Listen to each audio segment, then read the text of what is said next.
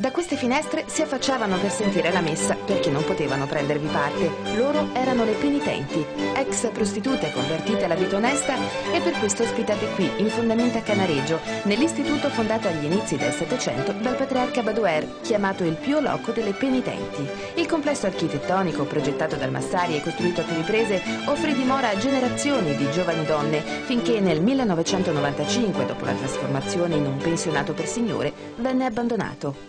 Oggi il Comune di Venezia finanzia il suo recupero con 9 milioni di euro. Tra 3 anni l'intera area di 10.000 metri quadri ospiterà servizi aperti al quartiere, ambulatori, una palestra di riabilitazione, un centro diurno per attività comuni, un centro per malati di Alzheimer e locali IRE per 90 anziani non autosufficienti.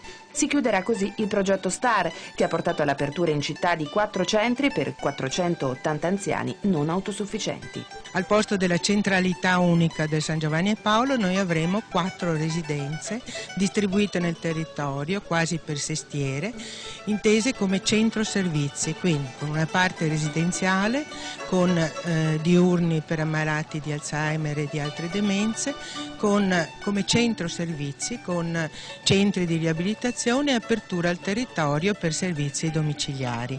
Il prezioso recupero architettonico affidato ad Insula restituirà alla città una splendida struttura ridotta in grave degrado e contribuirà alla distribuzione sul territorio dei servizi sociosanitari, ma offrirà anche un altro vantaggio: permetterà di trasformare l'ex ospedaletto di San Giovanni e Paolo in 120 appartamenti da affittare al ceto medio. In questa maniera noi andiamo a liberare anche l'area della casa di riposo San Giovanni e Paolo, l'ex ospedaletto, che verrà trasformata tutta in residenza ed appartamenti da allocare a canone sostenibile per le famiglie veneziane o quelle famiglie che vorranno diventare veneziane.